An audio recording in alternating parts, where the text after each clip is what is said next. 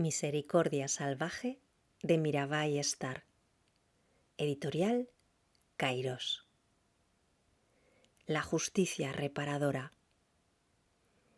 No es sorprendente que muchas de las prácticas sapienciales de los indígenas se hagan eco de los valores femeninos. Las culturas indígenas en general se basan en la tierra y se honra a la tierra como si fuera nuestra madre. Cuando hay violencia o desacuerdos en la esfera colectiva, algunas tribus de Canadá, Estados Unidos, Australia y Nueva Zelanda se reúnen formando un círculo y los miembros hablan por turnos desde el corazón, explicando cómo les afectó el incidente y dicen lo que creen que podría hacerse para reparar el rasgado tejido de la comunidad. Todo esto es muy femenino, reunirse en un círculo, hablar por turnos para que todas las voces sean escuchadas y valoradas, y primar la sanación sobre el castigo.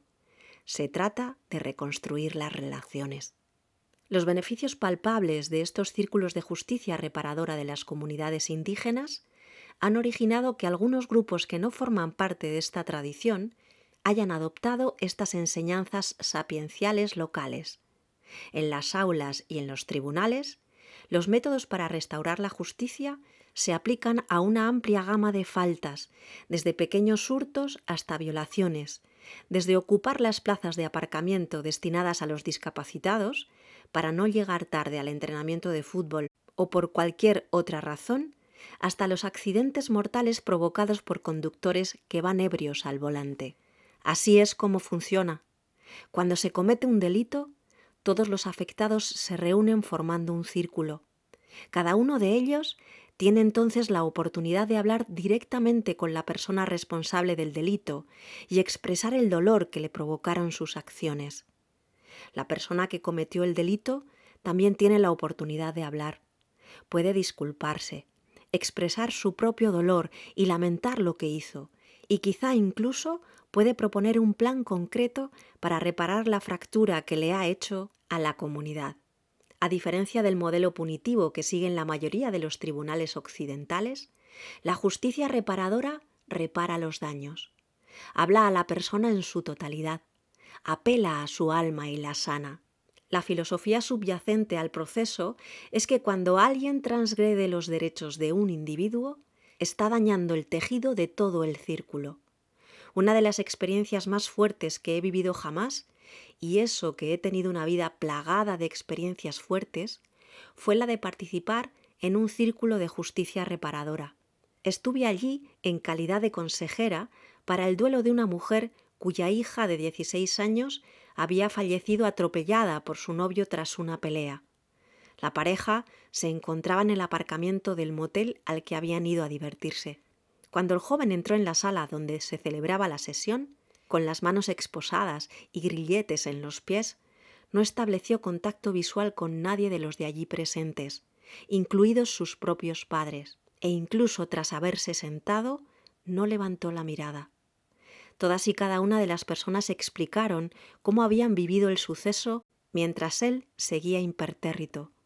Poco a poco, sin embargo, vi que su lenguaje corporal empezaba a acusar lo que sucedía a su alrededor. Cuando las compañeras de baloncesto de la muchacha tomaron la palabra y se echaron a llorar, dio un respingo. La hermana de su novia, que estaba embarazada, explicó llorando que la chica ya nunca podría convertirse en tía, ni siquiera ser madre. El padrastro de la fallecida dijo que se sentía impotente ante el dolor de su esposa. Sin embargo, cuando habló la madre, no hubo lágrimas. Esa mujer no lanzó acusaciones ni improperios.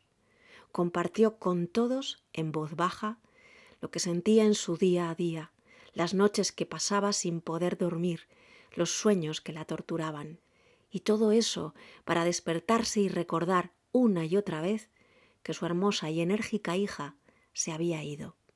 Y luego, ante la sorpresa de todos los allí presentes, pasó de hablar de su propio dolor a hablar del dolor del novio de su hija. Reconoció que no solo era ella quien había perdido a una hija, sino que él también había perdido a su novia. Le dijo que rezaba por él y que le gustaría ir a verlo a la cárcel para saber de él. Esperaba que esa tragedia le inspirara para poder reincorporarse a la comunidad y enseñar a los chicos a postular la no violencia.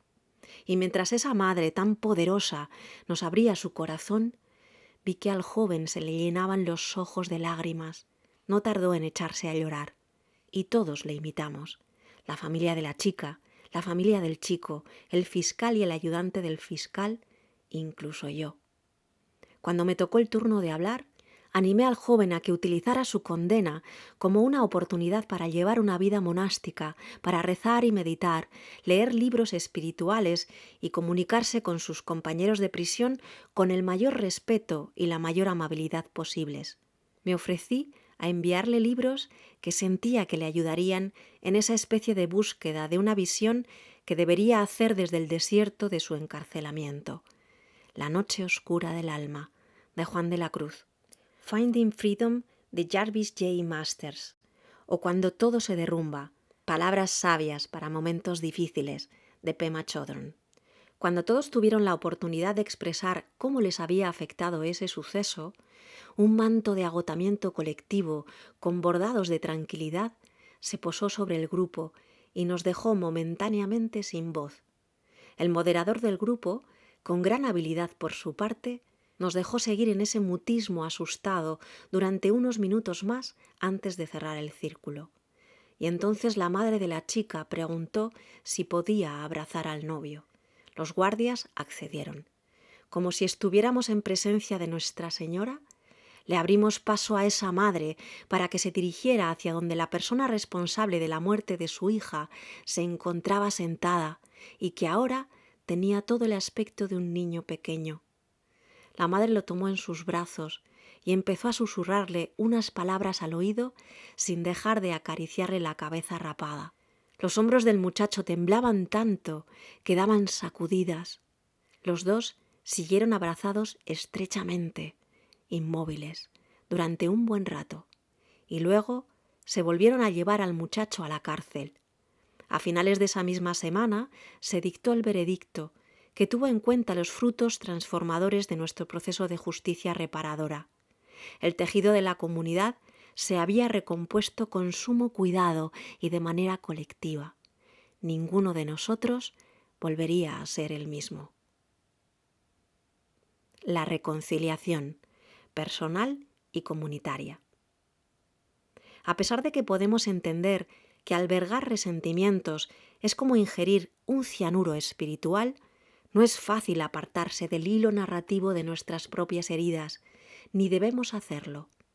El estilo femenino implica permitirnos sentir lo que sentimos, ablandarnos y anhelar la realidad del sufrimiento, respirar con él como una mujer que se abre completamente con las contracciones del parto y permitirnos volver a nacer partiendo de cero, una y otra vez.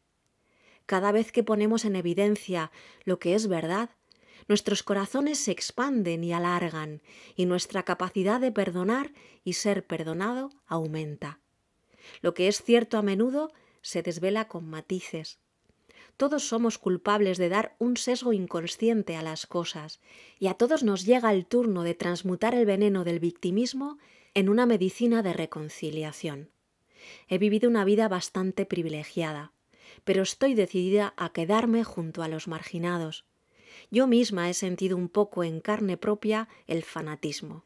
Nací en el seno de una familia judía, y como soy de una generación posterior al Holocausto, me criaron con la conciencia visceral de que formar parte de esta minoría étnica en particular entrañaba un cierto riesgo.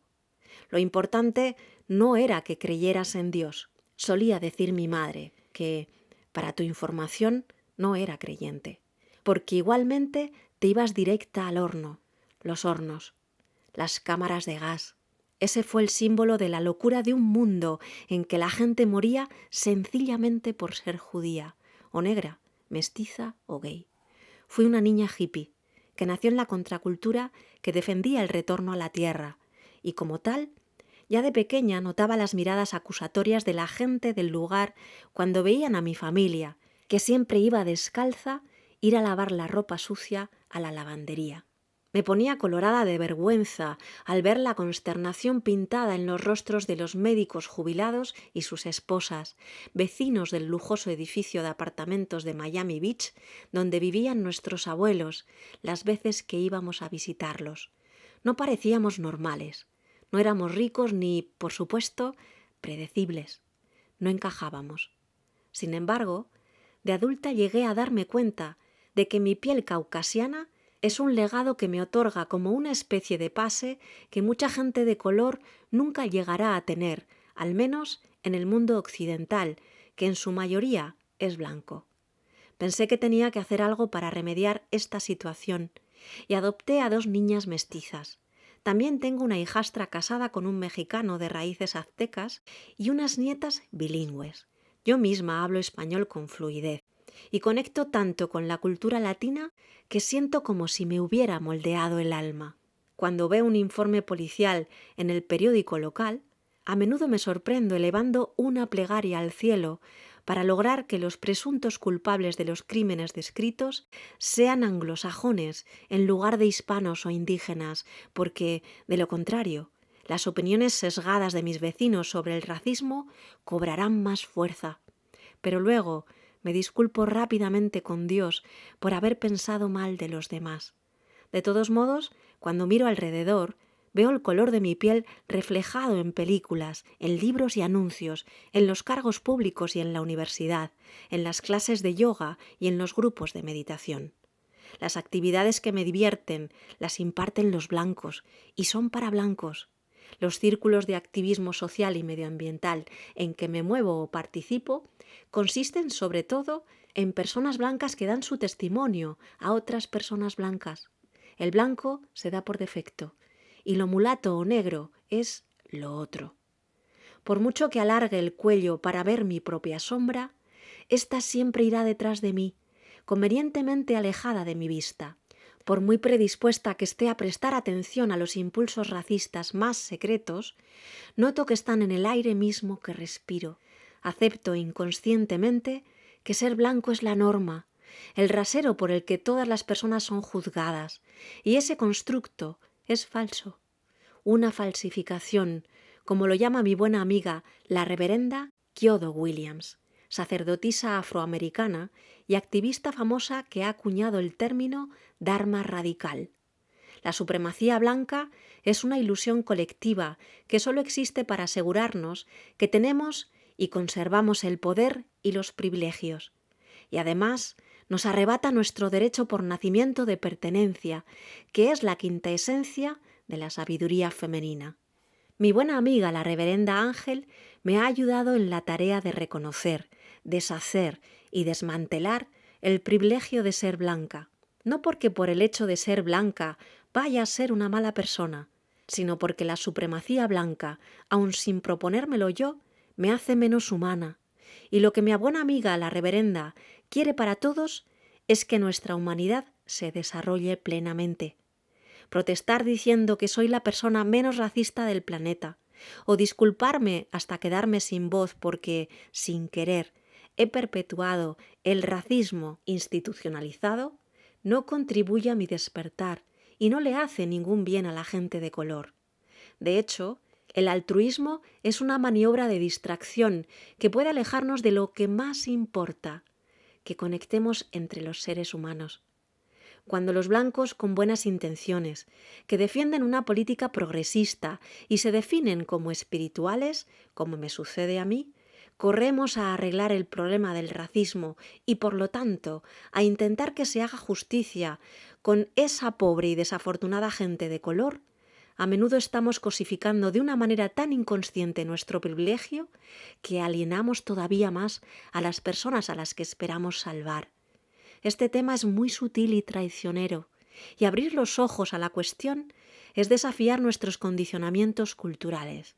Es como si percibiéramos una amenaza implícita e irracional en el hecho de que si vamos contra la marea de privilegios de los blancos, terminaremos por perder nuestros privilegios. Desde las salas de juntas de las empresas hasta los centros de Dharma de Estados Unidos, los que tenemos la piel blanca nos ceñimos al hecho de que somos blancos y renunciamos a nuestra totalidad.